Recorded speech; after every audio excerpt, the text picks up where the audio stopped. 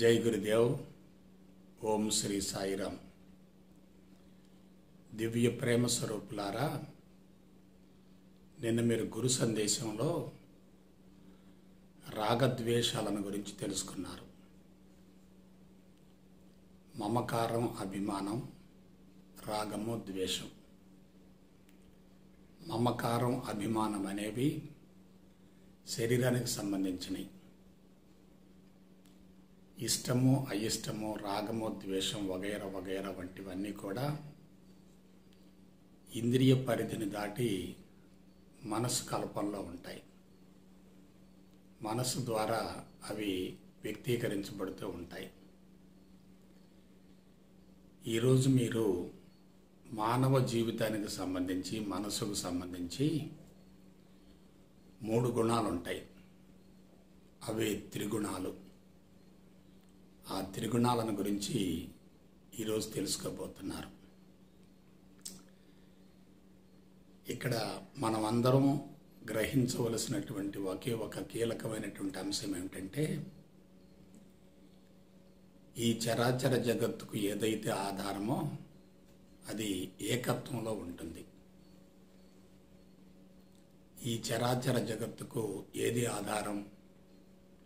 శుద్ధ చైతన్యం, పరమాత్మ, పరబ్రహ్మం లేక భగవంతుడు. భగవంతుడు ఏకత్వంలో ఉంటాడు. ఆ భగవంతుడి నుంచి ఆవిర్భవించినటువంటి భౌతిక జగత్తు మాత్రం భిన్నత్వంలో ఉంటుంది. భిన్నత్వం అంటే అది 3 గుణాల సమ్మేళనం. ఏకత్వం అంటే గుణరహితం. ఏ గుణాలు లేకుండా ఉంటే అది ఏకత్వం అవుతుంది. గుణాలతో కూడి ఉంటే అది భిన్నత్వం అవుతుంది. ఈ విశ్వంలో ఏకత్వంలో ఉన్నవి రెండు. ఒకటి పరమాత్మ, 2 దాని నుంచి ఆవిర్భవించినటువంటి ప్రాణశక్తి. పరమాత్మ ఏకత్వంలో ఉంటాడు, ప్రాణశక్తి కూడా ఏకత్వంలోనే ఉంటుంది. అయితే పరమాత్మ ప్రాణశక్తిగా రూపాంతరం చెందిన తర్వాత అది ఆలోచన తరంగాలుగా, ఆ ఆలోచన తరంగాల యొక్క పర్యవసానంగా పదార్థం ఏర్పడుతూ ఉంటుంది. కాబట్టి కనిపించేటటువంటి పదార్థం మొత్తం కూడా ప్రాణశక్తి యొక్క రూపాంతరమే. ఈ ప్రాణశక్తి యొక్క రూపాంతరంగా ఆవిర్భవించినటువంటి భౌతిక జగత్తు మొత్తం కూడా భిన్నత్వంలో ఉంటుంది, త్రిగుణాలతో కూడి ఉంటుంది. మీకు ఒకే ఒక విషయం చెప్తున్నాను. విశ్వము, ప్రకృతి, ప్రపంచము, మానవ జీవితము త్రిగుణాత్మకం. విశ్వము, ప్రకృతి, ప్రపంచము, మానవ జీవితం ఇవన్నీ కూడా త్రిగుణాత్మకం. 3 గుణాలతో కూడి ఉంటాయి. ఈ త్రిగుణాత్మకం అనేది ఎక్కడ మొదలవుతుంది? దాని గురించి ఆలోచిద్దాం. ఈ త్రిగుణాత్మకం అనేది పరమాణువుతో మొదలవుతుంది. ప్రాణశక్తి యొక్క రూపాంతరమే సంకల్ప శక్తి లేక ఆలోచన శక్తి. అటువంటి సంకల్పం నెరవేరాలంటే తప్పనిసరిగా పదార్థం కావాలి, వస్తువు కావాలి, ఆకారం కావాలి, రూపం కావాలి. ఆ రూపం తయారు కావాలంటే పదార్థం యొక్క అంత్య ప్రమాణాలు పరమాణువులు. పరమాణువులు లేకుండా పదార్థం ఉండదు. అటువంటి పరమాణువు లోపల భాగాన 3 రకాల రేణువులు ఉంటాయి. Electrons, protons, neutrons. రేణువులన్నీ ఒక్కటే, ఒకే రకంగా ఉంటాయి. కానీ పరమాణువు లోపల రేణువుల యొక్క స్థానాన్ని బట్టి ఎలక్ట్రాన్స్, ప్రోటాన్స్, న్యూట్రాన్స్గా విభజింపబడతాయి. ఎలక్ట్రాన్స్ పరమాణువులో వెలుపలుగా ఉంటాయి, కక్షలో నిరంతరం పరిభ్రమిస్తూ ఉంటాయి. ప్రోటాన్స్ కొంచెం చెలిస్తూ ఉంటాయి, న్యూట్రాన్స్ మాత్రం స్థిరంగా ఉంటాయి. ప్రోటాన్స్ను న్యూట్రాన్స్ను కలిపి కేంద్రకం అని పిలుస్తూ ఉంటారు. కాబట్టి 3 గుణాలు అనేవి ఎక్కడ మొదలయ్యాయి? పరమాణువులు మొదలయ్యాయి. ఈ పరమాణువులో 3 గుణాలు ఏర్పడటానికి మూలం ఏమిటంటే సంకల్ప శక్తి లేక ఆలోచన శక్తి. ఆలోచన కానీ సంకల్పం కానీ ద్వంద్వాలతో కూడి ఉంటాయి. ఆ ద్వంద్వాలలోనే 2 గుణాలు ఉంటాయి, ఒకటి పాజిటివ్, మరొకటి నెగిటివ్. ఈ పాజిటివ్ నెగిటివ్లు రెండు ఒకే మోతాదులో ఉంటే అదే 3వ గుణం అవుతుంది, అదే సత్వగుణం అంటే. అయితే ఇక్కడ అసలు విషయం ఏంటంటే ప్రస్తుతం ప్రపంచవ్యాప్తంగా గుణాల మధ్య సమతుల్యం లోపించింది. తమోగుణం, రజోగుణం తారాస్థాయిలో ఉన్నాయి, సత్వగుణం మాత్రం కనిష్ట స్థాయిలోకి పడిపోయింది. తమోగుణం, రజోగుణం రెండు కూడా ఆధిక్యతను సంతరించుకున్నాయి, సత్వగుణం మాత్రం బలహీనపడుతూ వస్తుంది. ప్రపంచవ్యాప్తంగా మానవ జాతి ఎదుర్కొంటున్నటువంటి అన్ని రకాల సమస్యలకు మూల కారణం ఏంటంటే గుణాల మధ్య సమతుల్యత లేకపోవడమే. ఇది ఆకస్మికంగా జరిగింది కాదు. గత 10,000 సంవత్సరాలుగా తమో రజోగుణాలు దశల వారీగా ప్రకోపిస్తూ వస్తున్నాయి, సత్వగుణం గణనీయంగా పడిపోతూ వస్తుంది. సత్వగుణం అనేది ఎక్కడ ఉంటుందో అక్కడ ప్రశాంతత ఉంటుంది, సంతృప్తి ఉంటుంది. తమో రజోగుణాలు ఎక్కడైతే ఉంటాయో అక్కడ అసంతృప్తి ఉంటుంది, అశాంతి ఉంటుంది. నాకు తెలిసినంత వరకు భూమండలం మొత్తంలో అశాంతిగా, అసంతృప్తిగా జీవించేవి జంతువులే. ఆ జంతువులలో కూడా మానవుడిలో ఈ అసంతృప్తి, అశాంతి తారాస్థాయిలో ఉన్నాయి. అందుకే తాను బలహీనపడుతూ సమాజాన్ని, ప్రపంచాన్ని, ప్రకృతిని సైతం బలహీనపరుస్తున్నాడు. గుణాలను గురించి చక్కటి అవగాహన ఉంటే జీవితాన్ని సరి అయిన పందాలోకి మలుచుకోవచ్చు. ప్రస్తుతం మానవ జాతిలో గుణాలను గురించినటువంటి అవగాహన లేనందువల్లనే ప్రతి వ్యక్తి సమస్యల సుడిగుండంలో పడిపోతున్నాడు. కాబట్టి ఈ గుణాలు ఎందుకు ప్రకోపిస్తున్నాయో, అందుకు మూల కారణం ఏమిటో ఇప్పుడు శాస్త్రయుక్తంగా తెలుసుకుందాం. ఒక్కసారి విశ్వ పరిణామాన్ని గమనించండి. విశ్వంలో సూర్య కుటుంబం ఒక భాగం.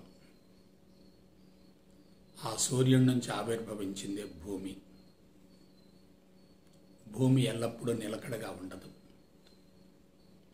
అది సూర్యుడి చుట్టూ నిరంతరం పరిభ్రమిస్తూ ఉంటుంది. ఈ పరిభ్రమించేటటువంటి సమయంలో భూమి కొంతకాలం సూర్యుడికి దగ్గరగా ఉంటుంది, మరి కొంతకాలం సూర్యుడికి దూరంగా ఉంటుంది.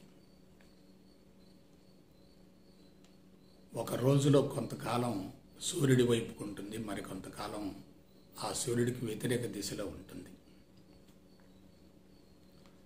సూర్యుడి వైపుకు ఉందనుకోండి, అక్కడ వెలుగు ఎక్కువగా ఉంటుంది, ఆ ప్రాంతంలో వెలుగు ఎక్కువగా ఉంటుంది. వ్యతిరేక దిశలో ఉంటే ఆ ప్రాంతంలో చీకటి ఎక్కువగా ఉంటుంది. ఇప్పుడు చెప్పండి, వెలుగు అంటే ఏమిటి? రజోగుణం. చీకటి అంటే ఏమిటి? తమోగుణం. అలాగే భూమి సూర్యుడి చుట్టూ నిర్ణీతమైన కక్షలో పరిభ్రమిస్తూ ఉన్నప్పుడు కొంతకాలం సూర్యుడికి దగ్గరగా ఉంటుంది, మరి కొంతకాలం సూర్యుడికి దూరంగా ఉంటుంది. సూర్యుడికి దగ్గరగా ఉందనుకోండి, వేడి ఎక్కువగా ఉంటుంది, అదే వేసవి కాలం. సూర్యుడికి దూరంగా ఉందనుకోండి, చల్లదనం ఉంటుంది, అదే చలికాలం. వేసవికాలం అంటే ఏమిటి? రజోగుణం. చలికాలం అంటే ఏమిటి? తమోగుణం. ఇక విశ్వరహస్యంలో మనం తెలుసుకోవలసినటువంటి ఒకే ఒక నగర సత్యం ఏమిటంటే, సంకల్పాలకు అనుగుణంగా రూపాలు, ఆకారాలు, వస్తువులు తయారవుతూ ఉంటాయి. సంకల్పాలు నెరవేరాలంటే తప్పనిసరిగా వస్తువులు కావాలి, ఆకారాలు కావాలి, రూపాలు కావాలి. సంకల్పమే తన సంకల్పానికి అనుగుణంగా వస్తువులను తయారు చేసుకుంటుంది. ఎటువంటి వస్తువు ద్వారానైతే తన సంకల్పం నెరవేరుతుందో అటువంటి వస్తువుని తయారు చేసుకుంటుంది. ఆ వస్తువు తయారు కావటానికి కొంత కాల వ్యవధి అవసరమవుతుంది. వస్తువు తయారయ్యేంత వరకు పట్టేటటువంటి కాల వ్యవధిని సృష్టి అంటారు. సంకల్పం నెరవేరటం కోసం ఆ వస్తువుని అది కొంతకాలం ఉపయోగించుకుంటుంది. అలా వస్తువుని ఉపయోగించుకునేటటువంటి కాలాన్ని స్థితి అంటారు. ఆ తదుపరి సంకల్పం నెరవేరిన తర్వాత వస్తువు యొక్క అవసరం లేదు కాబట్టి సంకల్పం కరిగిపోతుంది. తదనుగుణంగా వస్తువు కూడా కరిగిపోతుంది, కనుమరుగవుతుంది. ఆ వస్తువు విచ్ఛిన్నమై, విచ్ఛేదనమై, కనుమరుగై పంచభూతాల్లో కలిసిపోయేటటువంటి ఆ కాలాన్ని లయ అంటారు. కాబట్టి సృష్టి, స్థితి, లయ. సృష్టి అనేది ఏర్పడటం, లయ అనేది విచ్ఛిన్నం కావటం. ఈ మధ్యలో ఉన్నటువంటి స్థితిలో అది సమత్వంలో, సమతుల్యంలో కొనసాగటం. కాబట్టి ఇప్పుడు చెప్పండి, సృష్టిని మనం ఏమనుకోవచ్చు? రజోగుణం అనుకోవచ్చు. లయాన్ని తమోగుణం అనుకోవాలి. స్థితిని సత్వగుణం అనుకోవాలి. కాబట్టి ఇప్పుడు ఆలోచించండి. విశ్వం మొత్తం పంచభూతాత్మకం, విశ్వం మొత్తం త్రిగుణాత్మకం, ప్రకృతి మొత్తం త్రిగుణాత్మకం, ప్రపంచం మొత్తం త్రిగుణాత్మకం, మానవ జీవితం కూడా త్రిగుణాత్మకమే. ఇప్పుడు మానవ జీవితాన్ని తీసుకుందాం. కారణ శరీరం ఏర్పడిన తర్వాత, బీజం ఏర్పడిన తర్వాత ఆ బీజం చైతన్యవంతమై శిశువు మాతృగర్భంలో సుమారుగా 270 రోజుల వరకు ఉండి అన్ని అవయవ వ్యవస్థలను పూర్తిగా ఏర్పరచుకొని పరిపూర్ణ ఆకృతిని సంతరించుకుంటుంది. తల్లి గర్భంలో బిడ్డ పెరిగేటటువంటి కాలాన్ని మొత్తాన్ని ఏమంటారంటే సృష్టి అంటారు. అంటే పరిపూర్ణ ఆకృతి తయారవుతుంది, అదే సృష్టి. బిడ్డ మాతృగర్భం నుండి బయటకు వచ్చిన తర్వాత జీవితాంతం కర్మలు చేస్తూ ఉంటుంది. మానవ జీవితం ప్రారంభమవుతుంది, కొనసాగుతుంది, అంతమవుతుంది.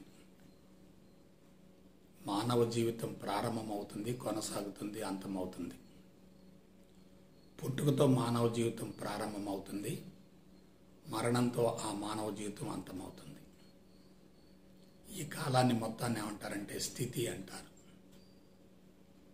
ఆ తదుపరి మరణం సంభవించిన తర్వాత దేహం విచ్ఛిన్నమై, విచ్ఛేదనమై పంచభూతాల్లో కలిసిపోతుంది, అదే లయ. కాబట్టి మానవ జీవితంలో సృష్టి ఉంది, స్థితి ఉంది, లయ ఉంది. నెక్స్ట్ మరొక విషయం చెప్తాను. మానవ జీవితం పుట్టుకతో మొదలవుతుంది, మరణంతో అంతమవుతుంది. పుట్టుకతో మొదలవుతుంది, మరణంతో అంతమవుతుంది. పుట్టుకతో మొదలై మరణంతో అంతమయ్యేటటువంటి ఆ జీవిత కాలంలో 4 ఆశ్రమాలు ఉంటాయి. బ్రహ్మచర్య ఆశ్రమము, గృహస్థు ఆశ్రమము, వానప్రస్థ ఆశ్రమము, ఆ తదుపరి అంతిమంగా సన్యాస ఆశ్రమం. అయితే సన్యాసము అంటే అన్నీ వదిలేయటం. ఆ సన్యాసానికి ముందు 3 దశలు ఉన్నాయి, 3 ఆశ్రమాలు ఉన్నాయి. మొదటిది బ్రహ్మచర్య ఆశ్రమము. ఇది తమో గుణానికి సంబంధించింది. 2 గృహస్థు ఆశ్రమము. ఇది రజోగుణానికి సంబంధించింది. 3 వానప్రస్థ ఆశ్రమము. ఇది సత్వగుణానికి సంబంధించింది. బ్రహ్మచర్య ఆశ్రమంలో బిడ్డ తల్లిదండ్రుల మీద ఆధారపడతాడు. అక్కడ డిపెండెన్సీ ఉంటుంది, స్లేవరీనెస్ ఉంటుంది, అజ్ఞానం ఉంటుంది, అపరిపక్వత ఉంటుంది. ఆ అజ్ఞానం అపరిపక్వత పోవాలంటే జ్ఞానపరంగా ఎదగాలి. ఆ విధంగా జీవనయానం కొనసాగటం కోసం ఒక వ్యక్తి తప్పనిసరిగా జ్ఞానాన్ని సముపార్జించాలి. ఆ జ్ఞానాన్ని సముపార్జించేటటువంటి మొదటి దశనే బ్రహ్మచర్య ఆశ్రమం అంటారు. ఆ తదుపరి భార్యతో కలిసి సంతానాన్ని కంటూ కుటుంబాన్ని పోషించాలి. కుటుంబాన్ని పోషించాలంటే తప్పనిసరిగా వనరులు కావాలి. సంతానం కలగాలంటే భార్యాభర్త ఇద్దరు కూడా సంసార జీవితంలో ఉండాల్సింది. ఒకవైపు కామం ఉండాలి, రెండో వైపు ధనం ఉండాలి. అర్థము, కామము. ఆ రెండింటితో కొనసాగేటటువంటి రెండవ జీవిత కాలమే, రెండవ దశే, ఆ రెండింటితో కొనసాగేటటువంటి రెండవ దశే గృహస్థు ఆశ్రమము. సంతానం కలిగిన తర్వాత దాదాపుగా జీవిత సంకల్పం నెరవేరుతుంది. ఆ జీవిత సంకల్పం నెరవేరిందనుకోండి, బరువులు బాధ్యతలు తగ్గిపోతాయి. మనసు ఎంతో కొంతమేరకు ప్రశాంతంగా ఉంటుంది, సంతృప్తిగా ఉంటుంది. ప్రశాంతంగా ఉంటుంది, సంతృప్తిగా ఉంటుంది. మనసు ప్రశాంతంగా ఉన్నప్పుడు, సంతృప్తిగా ఉన్నప్పుడు తన జీవిత అనుభవాన్ని కొంతమందికి తెలియజేస్తూ ఉండాలి. అదే వానప్రస్థం. ఆ తదుపరి ఏమవుతుంది? సంకల్పాలు నెరవేరాయి, జీవిత ఆశయం నెరవేరింది. ఎవరితోటి దేనితోటి ఎటువంటి సంబంధం లేదు. మనిషి ఏమవుతాడు? భౌతిక శరీరంలో ఉంటూ అందరినీ అన్నింటినీ వదిలేస్తాడు. కాబట్టి మొదటిది తమోగుణం, రెండవది రజోగుణం, మూడవది సత్వగుణం. ఈ 4 దాటి వెళ్ళగలిగేదే సన్యాసి దశ అంటే. ఇంకొక విషయం చెప్తున్నాను. మనం సమాజాన్ని తీసుకుందాం. శూద్రుడు, వైశ్యుడు, క్షత్రియుడు, బ్రాహ్మణుడు. శూద్రుడు, వైశ్యుడు, క్షత్రియుడు, బ్రాహ్మణుడు. ఒకసారి గమనించండి. శూద్రుడు శారీరక మమకారం ఎక్కువగా ఉంటుంది, అది తమోగుణం. వైశ్యుడు జీవితాన్ని అనుభవించాలనే భావన ఎక్కువగా ఉంటుంది, భోగ లాలస ఉంటుంది, సంపద కోసం పరితపిస్తూ ఉంటాడు, విలాస వినోద శృంగారాల కోసం ఆరాటపడుతూ ఉంటాడు. అదే రజోగుణం. మూడో వ్యక్తి ఎవరు? క్షత్రియుడు. ఇతను ధర్మాన్ని నిలబెట్టడంలో, ధర్మాన్ని కాపాడటంలో తన వంతు కృషి చేస్తూ ఉంటాడు. అదే సత్వగుణం. ఈ 3 గుణాలు దాటారనుకోండి, 4వది ఒకటి ఉంది. అదే పరబ్రహ్మస్థితి. అతడే బ్రాహ్మణుడు అంటే. గమనించారా ఎలా ఉందో? శూద్రుడు, వైశ్యుడు, క్షత్రియుడు, బ్రాహ్మణుడు. అయితే ఇవి 4 దశలుగా ఉంటాయా? లేదు. ఒకేసారి అవి కనిపిస్తూ ఉంటాయి. అయితే ఒకటి ఎక్కువగా ప్రకోపిస్తూ ఉంటుంది, మిగతా రెండు బలహీనంగా ఉంటాయి. ఫర్ ఎగ్జాంపుల్, బ్రహ్మచర్య ఆశ్రమంలో తమోగుణం ఎక్కువగా ఉంటుంది. అదే సమయంలో రజోగుణం సత్వగుణం తక్కువగా ఉంటాయి. గృహస్థ ఆశ్రమంలో రజోగుణం ఎక్కువగా ఉంటుంది, తమోగుణం సత్వగుణం తక్కువగా ఉంటాయి. వానప్రస్థ ఆశ్రమంలో తమోగుణం రజోగుణం రెండు కూడా సమపాళల్లో ఉంటాయి. అదే సాత్వికత, సత్వగుణం. సత్వగుణం బాగా ఉంటుంది, తమోగుణం రజోగుణం తక్కువగా ఉంటాయి. అదే సన్యాసి దశ అయితే 3 గుణాలకు అతీతమైన జీవితం ఉంటుంది. కాబట్టి దేవుడు అంటే ఎవరు? గుణరహితుడు. గుణరహితుడు. ఆకారం ఉంటుంది కానీ లోపల గుణాలు ఉండవు. భగవంతుడు అంటే ఎవరు? అసలు ఆకారాన్ని కూడా వదిలేసేవాడే. ఆకారాన్ని కూడా వదిలేసి విశ్వంలో కలిసిపోతే అదే భగవంతుడి స్థితి అవుతుంది. మీరు శూద్రుని తీసుకోండి, తమోగుణం ఎక్కువగా ఉంటుంది, కానీ అదే సమయంలో రజోగుణం సత్వగుణం కూడా ఉంటాయి, కానీ తక్కువ స్థాయిలో ఉంటాయి. వైశ్యుడికి రజోగుణం ఎక్కువ, మిగతా 2 గుణాలు తక్కువగా ఉంటాయి. క్షత్రియుడికి సత్వగుణం ఎక్కువగా ఉంటుంది, మిగతా 2 గుణాలు తక్కువగా ఉంటాయి. అదే బ్రాహ్మణుడైతే, బ్రహ్మజ్ఞానంలో జీవించేటటువంటి బ్రాహ్మణుడైతే 3 గుణాలకు అతీతమైన జీవితం ఉంటుంది. కాబట్టి మీరు జాగ్రత్తగా విశ్లేషించుకోండి. ఒక గుణం బయటికి కనపడుతూ ఉంటుంది, కానీ వెనుక 2 గుణాలు ఉంటాయి. 2 గుణాలు తప్పనిసరిగా ఉంటాయి, కాకపోతే నిష్పత్తిలో తేడా ఉంటుంది, మోతాదులో వ్యత్యాసం ఉంటుంది. ఇప్పుడు మనం పంచభూతాలను తీసుకుందాం. భూమి, నీరు, అగ్ని, వాయువు, ఆకాశం. భూమి, నీరు, అగ్ని, వాయువు, ఆకాశం. భూమిది ఏ గుణం? తమో గుణం. నీటిది ఏ గుణం? అది మంచుగడ్డగా ఉంటే తమో గుణం, ప్రవహిస్తూ ఉంటే రజోగుణం, మేఘంగా మారితే సత్వగుణం. అదే అగ్ని వాయువులు పూర్తిగా రజోగుణాలు.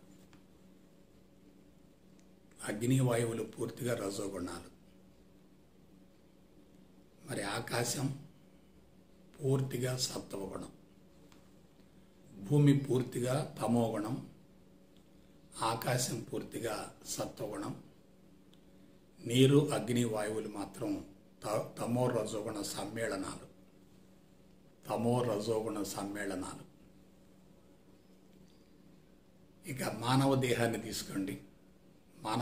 తీసుకోండి. ఎముక పుష్టి, కండర పుష్టి బాగా ఉండి మూలాధార చక్రం ఎక్కువగా పనిచేసేటట్లయితే అది తమోగుణం. అలాగే ఊబకాయంగా ఉండి లోపల నీరు ఎక్కువగా ఉంటే అది కూడా తమోగుణమే. ఎముక పుష్టి, కండర పుష్టి బాగా ఉండి బరువు ఎక్కువగా ఉండి మూలాధార చక్రం ఎక్కువగా పనిచేస్తే అది తమోగుణం. ఊబకాయం ఎక్కువగా ఉంటే, బరువు ఎక్కువగా ఉంటే అది కూడా తమోగుణమే. నీరు తక్కువగా ఉండి వేడి ఎక్కువగా ఉంటే అది రజోగుణం. కాబట్టి స్వాధిష్టాన చక్రం నీటి తత్వానికి సంబంధించింది. మణిపూర చక్రం వేడి ఎక్కువగా ఉంటే రజోగుణం, వేడి తక్కువగా ఉండి చల్లదనంగా ఉంటే తమోగుణం. భూమి, నీరు, అగ్ని. ఎముక పుష్టి, కండర పుష్టి లేవనుకోండి, బలహీనంగా సన్నగా ఉన్నారనుకోండి, అది కూడా తమోగుణమే. ఉండవలసిన మోతాదులు ఉంటే అదే సత్వగుణం. అలాగే చల్లదనం ఎక్కువగా ఉంటే తమోగుణం, వేడి ఎక్కువగా ఉంటే రజోగుణం. తమోగుణం రజోగుణం రెండు సమపాళల్లో ఉంటే అదే సత్వగుణం. ఇప్పుడు గుణాల యొక్క రహస్యం చెప్తాను. Secrecy of gunas. ఏమీ లేదు, ఉన్నది ఒక్కటే, అదే పరమాత్మ. దాని నుంచి ఆవిర్భవించినటువంటి ప్రాణశక్తి కూడా ఏకత్వమే. ప్రాణశక్తికి ఆధారం ఏమిటంటే పరమాత్మ. ఈ ప్రాణశక్తి తర్వాత సంకల్ప శక్తిగా, ఆలోచన శక్తిగా రూపాంతరం చెందింది. అంటే అక్కడ గుణాలు మొదలయ్యాయి. ప్రతి ఆలోచనలో తమోగుణం ఉంటుంది, రజోగుణం ఉంటుంది. ప్రతి సంకల్పంలో తమోగుణం ఉంటుంది, రజోగుణం ఉంటుంది. మళ్ళొకసారి గతంలో చెప్పింది చెప్తాను. ప్రతి సంస్కారము ద్వంద్వమే, ప్రతి ఆలోచన ద్వంద్వమే, ప్రతి మాట ద్వంద్వమే, ప్రతి కర్మ ద్వంద్వమే, ప్రతి సన్నివేశము సంఘటన ద్వంద్వాలతోనే కూడి ఉంటుంది. రెండు రెండు రెండు ఉంటాయి. ఈ ఆలోచనల ద్వారా, సంకల్పాల ద్వారా ఉత్పన్నమయ్యేటటువంటి పదార్థం కూడా ద్వంద్వమే. అందులో కూడా రెండు ఉంటాయి. విశ్వంలో జరిగేటటువంటి, ప్రకృతిలో జరిగేటటువంటి ప్రతి కార్యక్రమంలో ఏముంటుందంటే ద్వంద్వాలు ఉంటాయి. ఏర్పడుతుంది, ఒక వస్తువు తయారవుతుంది, కొంతకాలం కొనసాగుతుంది, తర్వాత లయమైపోతుంది. ఒక వస్తువు తయారవుతుంది, కొంతకాలం కొనసాగుతుంది, తర్వాత కనుమరుగవుతుంది. తయారు కావటం ఏమిటి? సృష్టి. కొనసాగటం ఏమిటి? స్థితి. కనుమరుగవడం ఏమిటి? లయ. కాబట్టి ఇదంతా కూడా సీరియల్గా జరుగుతూ ఉంటుంది. సృష్టి భగవంతుని ఆదేశాలకు అనుగుణంగా జరిగితే దానివల్ల ఎటువంటి ఇబ్బంది ఉండదు. అది స్థితిగా కొంతకాలం కొనసాగిన తర్వాత లయమైపోతుంది. అదే సృష్టి సొంత ఎజెండాతోటి, సొంత సంకల్పంతో జరిగిందనుకోండి, అది భగవంతుడి ఆదేశాలకు భిన్నంగా ఉంటుంది. ఇప్పుడు విశ్వ పరిణామాన్ని తీసుకోండి. పంచభూతాలలో ఏం జరుగుతుంది? పంచభూతాల్లో జరిగేటటువంటి సృష్టి కానీ, స్థితి కానీ, లయ కానీ మూడు కూడా భగవంతుడి ఆదేశాలకు అనుగుణంగా జరుగుతున్నాయి. అదే వృక్ష సంతతికి రండి. భగవంతుడి నుంచి ఆవిర్భవించినప్పటికీ, పంచభూతాల ద్వారా అవి తయారైనప్పటికీ వాటి సంకల్పం భగవంతుడికి భిన్నంగా ఉంటుంది. అవి మరణించబోయే ముందు తమ సంకల్పాలను విత్తనాల రూపంలో విడుదల చేస్తాయి. ఆ విత్తనాల తర్వాత మొక్కలవుతాయి. అంటే వృక్ష జాతులన్నీ కూడా భగవంతుడు సంకల్పాల నుండి ప్రాథమికంగా దూరం అయ్యాయి. పరిణామ క్రమంలో అటువంటి వృక్షాల ద్వారా ఏర్పడ్డటువంటి జంతువులను తీసుకోండి. ఇందులో శాకాహార జంతువులు ఉంటాయి, మాంసాహార జంతువులు ఉంటాయి. శాకాహారమైన, మాంసాహారమైన ఇవి తప్పనిసరిగా నిరంతరం చెల్లిస్తూ ఉంటాయి, తిరుగుతూ ఉంటాయి, ఒకే చోట స్థిరంగా ఉండవు. అదే వృక్షాలైతే ఒకే చోట స్థిరంగా ఉంటాయి. కాబట్టి వృక్షాలది సత్వగుణం, జంతువులు మొత్తానికి రజోగుణం.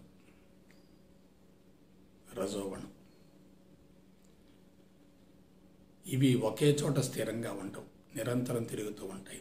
ఆహారము, నిద్ర, మైథునము, భయం. ఆహారము, నిద్ర, మైథునము, భయం నిరంతరం చెల్లిస్తూ ఉంటాయి. కాబట్టి వీటిల్లో రజోగుణం తప్పనిసరిగా ఉంటుంది. ఆ రజోగుణంతో పాటు ఏముంటుంది? తమో గుణం కూడా ఉంటుంది. ఆహారం ఏమిటి? ఆహార సేకరణ ఏమిటి? రజోగుణం. నిద్ర ఏమిటి? తమోగుణం. మైథునం ఏమిటి? రజోగుణం. భయం ఏమిటి? తమోగుణం. జంతువులలో కూడా మాంసాహార జంతువులు తీసుకోండి. శాకాహార జంతువులు వృక్షాల మీద ఆధారపడతాయి. మరి మాంసాహార జంతువులు శాకాహార జంతువుల మీద ఆధారపడతాయి. అంటే వాటిల్లో తమోగుణం తక్కువగా ఉంటుంది, రజోగుణం తారాస్థాయిలో ఉంటుంది. అవి ఏం చేస్తాయి?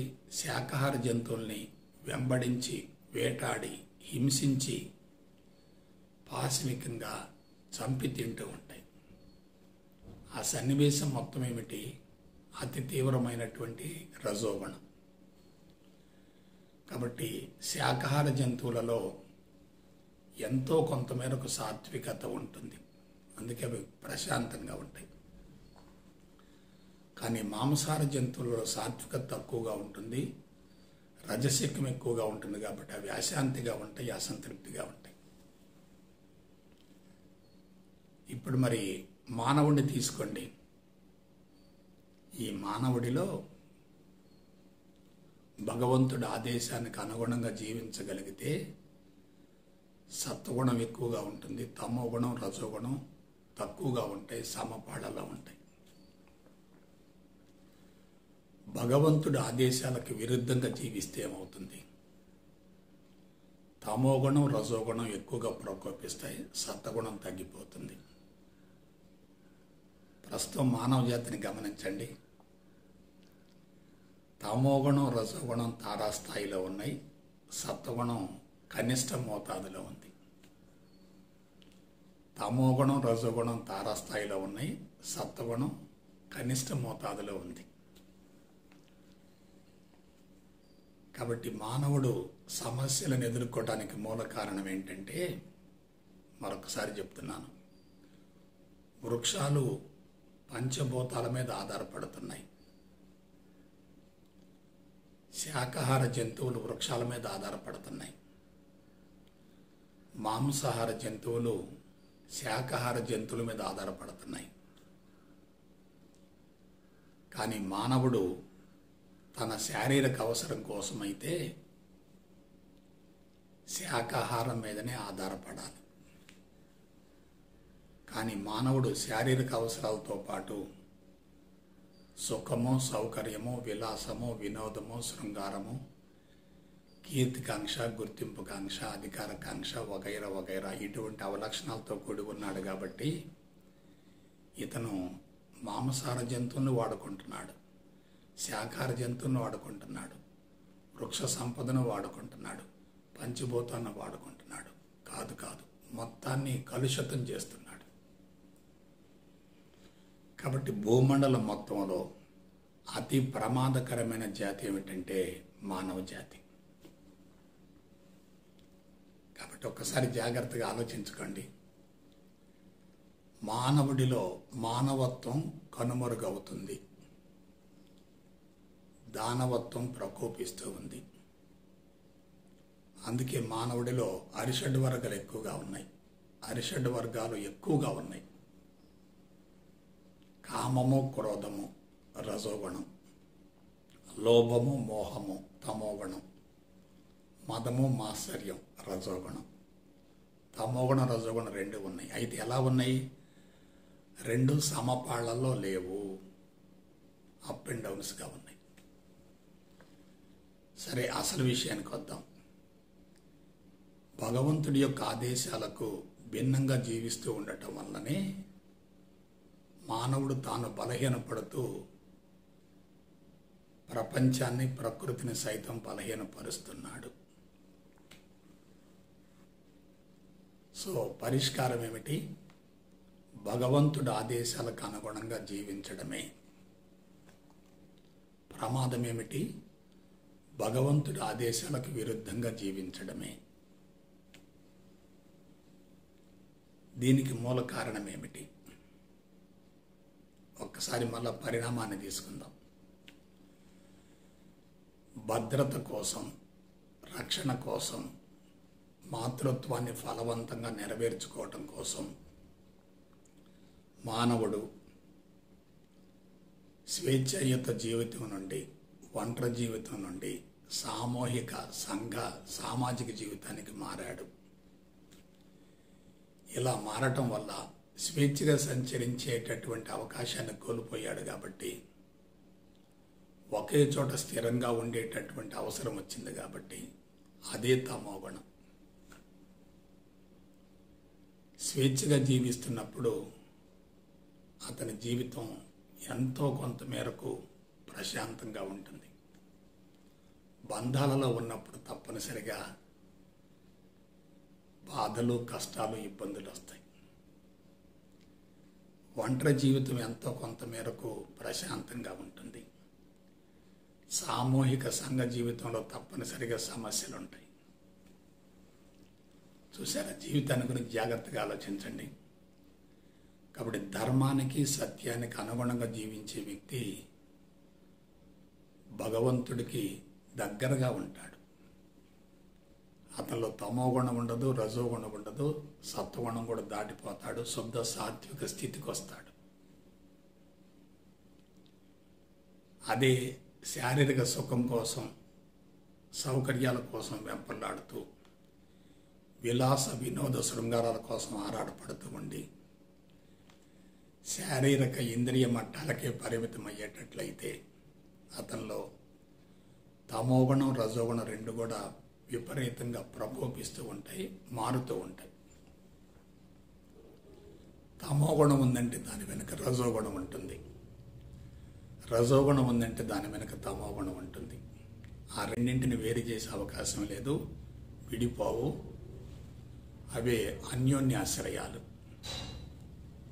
కాబట్టి అవి రెండు సమాన మోతాదులు ఉంటే అదే సమత్వం, అదే సమతుల్యం, అదే సాత్వికత, అదే సమాధి, అదే సాధన అంటే. కాబట్టి మానవుడి జీవితంలో, జీవన విధానంలో ఎక్కడ పొరపాటు జరిగిందంటే సత్యాన్ని, ధర్మాన్ని వదిలేశాడు. సత్యాన్ని, ధర్మాన్ని వదిలేశాడు. సొంత ఎజెండా ప్రకారం ఆశయాలను వదిలేశాడు, సంకల్పాలను వదిలేశాడు, కోరికలను పెంచుకున్నాడు. గమ్యాలు అంటున్నాడు, లక్ష్యాలు అంటున్నాడు, ప్రణాళికలు అంటున్నాడు, పథకాలు అంటున్నాడు. కీర్తికాంక్ష, గుర్తింపుకాంక్ష, అధికారం కాంక్ష, ధనకాంక్ష, వగైరా వగైరా వగైరా. ఇదంతా ఏమిటి? తమోగుణాన్ని, రజోగుణాన్ని ప్రకోపింపజేస్తాయి. కాబట్టి ఇదంతా మానవుడి యొక్క స్వయంకృత అపరాధమా? భగవంతుడి ద్వారా మానవుడు నడిపించబడుతున్నాడా? భగవంతుడికి మానవ జీవితానికి ఎటువంటి సంబంధం లేదు. మానవ జీవితం తన సొంత ఎజెండాతో కొనసాగుతుంది, తన సొంత ప్రణాళికతో కొనసాగుతుంది. సొంత ఎజెండాతోటి, సొంత ప్రణాళికతో కొనసాగుతున్నప్పుడు తప్పనిసరిగా తమోగుణము, రజోగుణం ప్రకోపిస్తాయి. ఎందువల్ల? శారీరక సుఖం అనేది తమోగుణానికి సంబంధించింది, విలాస వినోద శృంగారాలు అనేవి రజోగుణానికి సంబంధించినవి. ఎవరైతే శారీరక స్థాయిలో ఉంటారో వాళ్ళలో తమోగుణం ఎక్కువగా ఉంటుంది. ఎవరైతే ఇంద్రియ స్థాయిలో ఉంటారో వాళ్ళలో రజోగుణం ఎక్కువగా ఉంటుంది. కాబట్టి ఇవి రెండు ఒకదాంతో మరొకటి ఢీకొంటూ ఉంటాయి. ఒకటి ఎక్కువగా ఉంటే మరొకటి తక్కువగా ఉంటుంది, ఒకటి తక్కువగా ఉంటే మరొకటి ఎక్కువగా ఉంటుంది. సమత్వాన్ని, సమతుల్యాన్ని కోల్పోతాయి. సమత్వాన్ని, సమతుల్యాన్ని కోల్పోయినప్పుడు ఏమవుతుంది? సత్వగుణం కనుమరుగవుతుంది. మానవుడు బాహ్యముఖ ప్రయాణంలో ఉండి సుఖవంతమైన, సులభతరమైన జీవితం కోసం సైన్సు, సాంకేతిక పరిజ్ఞానాన్ని విపరీతంగా ఉపయోగించి పారిశ్రామిక ఉత్పత్తులను గణనీయంగా పెంచి వాదపు మత్తును పెంచుకోవటమే అన్ని అనర్థాలకు మూలమైంది. ఇది మానవుడి యొక్క స్వయంకృత అపరాధం. మానవుడి అంతరంగం అనేది కోరికల పుట్టతో నిండిపోయింది. అదే కామం అంటే. కామం అంటే క్రోధం ఉంటుంది. కామక్రోధాలు 2 ఉంటే లోభమోహాలు ఉంటాయి. అవి 4 ఉంటే మదమాశ్చర్యాలు తప్పనిసరిగా ఉంటాయి. కాబట్టి ఇప్పుడు ఆలోచించండి, జాగ్రత్తగా విశ్లేషించుకోండి. నీకు కానీ నాకు కానీ తమోగుణం రజోగుణం ఎక్కువగా ఉండి సత్వగుణం తక్కువగా ఉందంటే అది భగవంతుడికి సంబంధించింది కాదు. భగవంతుణ్ణి ప్రార్థించటం వల్ల, దేవాలయాల చుట్టూ తిరగటం వల్ల, పూజలు పునస్కారాలు వ్రతాలు ఎక్కువగా ఆచరించటం వల్ల అంతరంగం ఎంతో కొంత మేరకు శుద్ధి అవుతుంది. కానీ నీ కర్మలకు నువ్వే బాధ్యుడివి. నీ జీవితానికి కర్త కర్మ క్రియ 3 నీవే. మరొకరికి వానితో ఎటువంటి సంబంధం లేదు అనే భావన ఎప్పుడైతే ఉంటుందో అప్పుడు మనిషి తమోగుణాన్ని రజోగుణాన్ని తొలగించుకోవటం కోసం, సత్వగుణాన్ని పెంపొందించుకోవటం కోసం బాహ్య ప్రపంచంలో ఉన్న ప్రమాదాన్ని గుర్తిస్తాడు, అంతర్ముఖానికి మళ్ళుతాడు. అంతర్ముఖానికి మళ్ళటమే ఆధ్యాత్మికత. బాహ్య ప్రపంచంలో పరుగులు పెట్టడమే బాహ్యముఖ ప్రయాణం. అదే బంధాలకు దారితీస్తుంది. బంధాలు పెరుగుతున్నాయంటే బాధలు పెరుగుతాయి. బాధలు పెరుగుతున్నాయంటే అసంతృప్తి ఉంటుంది, అశాంతి ఉంటుంది. అసంతృప్తి అశాంతి 2 కూడా దేనికి నిదర్శనాలు? రజోగుణానికి నిదర్శనాలు. ఆ అసంతృప్తి అశాంతి పెరగటానికి మూల కారణం ఏంటి? రజోగుణం ఎక్కువగా ఉపయోగించుకుంటే, కోరికలు పెరుగుతూ ఉంటే, కోరికలు తీరకపోతే అప్పుడు మనిషి ఏమవుతాడు? అసంతృప్తికి లోనవుతాడు, అశాంతికి లోనవుతాడు. అసంతృప్తి అశాంతి తారాస్థాయిలో ఉందనుకోండి, అప్పుడు తమోగుణం తగ్గిపోతుంది. సుఖానికి సౌకర్యానికి అలవాటు పడ్డారనుకోండి, విలాసం వినోదం శృంగారం తక్కువగా ఉంటాయి. అప్పుడు తమోగుణం స్థాయిలో ఉంటుంది,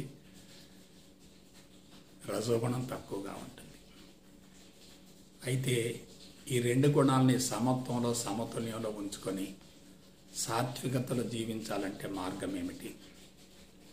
శరీరాన్ని, ఇంద్రియాలను, మనసును, బుద్ధిని, ఈ 4ంటిని సమపాళలో ఉపయోగించుకోవాలి. సుఖాన్ని వదులుకున్నారనుకోండి, తమోగుణం పోతుంది కదా. విలాస వినోద శృంగారాలకు అలవాటు పడలేదనుకోండి, రజోగుణం ఉండదు కదా. తమోగుణం రజోగుణం 2 కూడా సమపాళ్లలో ఉంటే మనసులో ప్రశాంతత ఉంటుంది కదా. సంకల్ప వికల్పాలు 2 సమాన మోతాదులో ఉంటే బుద్ధి ఎలా ఉంటుంది? సమత్వంలో ఉంటుంది, సమతుల్యంలో ఉంటుంది, సాత్వికతలో ఉంటుంది. అదే సమాధి అంటే. మీకు ఒక విషయం చెప్తున్నాను. సమాధి అంటే ఏదో ఒకటి చేయటం కాదు, ఏమీ చేయకుండా ఉండటమే. తమోగుణం అతిగా ఉన్నప్పుడు మనిషి ఏమీ చెయ్యడు, కానీ తర్వాత ఏదో ఒకటి చేయటం కోసం ప్రయత్నం చేస్తాడు. రజోగుణం అతిగా ఉన్నప్పుడు మనిషి ఏదో ఒకటి చేస్తాడు, కానీ ఆ తర్వాత మళ్ళీ అలసిపోతాడు, విశ్రాంతి కోసం ప్రయత్నిస్తాడు. అదే తమోగుణం. తమోగుణంలో రజోగుణం ఉంటుంది, రజోగుణంలో తమోగుణం ఉంటుంది. అవి 2 కూడా అన్యోన్యాశ్రయాలు, ఒకే నాణానికి బొమ్మ బొరుసు వంటివి. కాబట్టి అంతిమంగా ఒక మాట చెప్తున్నాను, లాస్ట్ అండ్ ఫైనల్. 3 గుణాలు సమపాళలో ఉండాలి. ఆ 3 గుణాలకు అతీతమైన జీవితం ఉండాలి. తమోగుణం లేకపోతే నిద్ర పట్టదు, విశ్రాంతిని పొందే అవకాశం లేదు. రజోగుణం లేకపోతే కర్మలను కరిగించుకునే అవకాశమే లేదు, కర్మలు తప్పనిసరిగా చేయాలి. సత్వగుణం లేకపోతే సమత్వం సమతుల్యం ఉండదు, నిర్ణయాలు తీసుకోవడంలో పొరపాటు జరుగుతుంది. తమోగుణం రజోగుణం ఉండి నిర్ణయాలు తీసుకుంటే అది జీవితానికి అశనిపాతం అవుతుంది, గొడ్డలు పెట్టి అవుతుంది. కాబట్టి ఏం కావాలి? 3 గుణాలకి అతీతమైన జీవితం కావాలి. మరి 3 గుణాలకు అతీతమైన జీవితం అంటే అక్కడ ఏముండదు కదండి, శూన్యమే కదండి. కాదు, 3 గుణాలకు అతీతమైనటువంటి శూన్య స్థితి నుండి తమో గుణాన్ని, రజోగుణాన్ని, సత్వగుణాన్ని మూటిని కలిపి అనుభవిస్తూ ఉండాలి. అంటే గుణరహిత స్థాయికి వెళ్ళాలి, గుణాలను అనుభవిస్తూ ఉండాలి. శూన్య స్థితి నుండి, నిర్గుణ స్థితి నుండి గుణాలను అనుభవించడం వేరు, గుణాల్లో ఇరుక్కొని పోవటం వేరు. తమోగుణం ఎక్కువ ఉందంటే మిగతా 2 గుణాలు బలహీనంగా ఉంటాయి. రజోగుణం ఎక్కువ ఉందంటే మిగతా 2 గుణాలు బలహీనంగా ఉంటాయి. తమోగుణం, రజోగుణం 2 కూడా అప్ అండ్ డౌన్స్గా ఉంటే సత్వగుణానికి అవకాశమే లేదు. కాబట్టి మనం పంచభూతాలను తీసుకుంటూ ఉంటాం, పంచభూతాలను మళ్ళీ బయటికి పంపిస్తూ ఉంటాం. మనం తీసుకునేవి కూడా పంచభూతాల సమతుల్యంలో ఉండాలి. బయటికి వదిలేది కూడా సమాన మోతాదులో ఉండాలి. తీసుకోవటం ఎక్కువైంది, బయటికి పంపించలేదనుకోండి, అది సమత్వాన్ని కోల్పోతుంది. తీసుకోకుండా బయటికి పంపిస్తూ ఉన్నాం అనుకోండి, అక్కడ సమతుల్యత లోపిస్తుంది. ఇవన్నీ చాలా కీలకమైన అంశాలు. ఆరోగ్యం ఆరోగ్యం ఆరోగ్యం అంటారు. 6 ఉంటే ఆరోగ్యం ఎలా వస్తుంది? అరిషడ్ వర్గాలు ఉంటే ఆరోగ్యం ఎలా వస్తుంది? ఆలోచించండి. కాబట్టి అరిషడ్ వర్గాలను ఏం చేయాలి? సమూలంగా తొలగించుకోవాలి. అవి మన చేతిలో ఉండాలి, మనం వాటి చేతిలో ఉండకూడదు. తమోగుణం, రజోగుణం ఉంటే వాటి చేతుల్లో మనిషి ఇరుక్కొని పోతాడు. అదే సత్వగుణం అంటే వాటిని తన చేతుల్లోకి తీసుకుంటాడు. కాబట్టి త్రిగుణాల గురించి చక్కటి అవగాహన ఉంటే ఆధ్యాత్మిక మార్గం చాలా సులభం అవుతుంది. త్రిగుణాల గురించి అవగాహన లేకపోతే మనిషి తప్పనిసరిగా కఠోర సాధన చేయాలి. అసలు సాధన చేయటమే రజోగుణం. సాధన చేయాలని అనుకోవటమే రజోగుణం. అది కర్మబంధమే. త్రిగుణాల గురించి అవగాహన ఉందనుకోండి, ఏమీ చేయవలసినటువంటి అవసరం లేదు అనే స్థితి నుండి మనం అన్నీ చేయొచ్చు. కాబట్టి త్రిగుణాలను గురించి చక్కటి అవగాహన ఏర్పరచుకొని మీ భావి జీవితాన్ని ఆనందమయం చేసుకుంటారని మనసా వాచ కర్మణ కోరుకుంటూ సెలవు తీసుకుంటా. జై గురుదేవ్, జై గురుదేవ్, జై గురుదేవ్.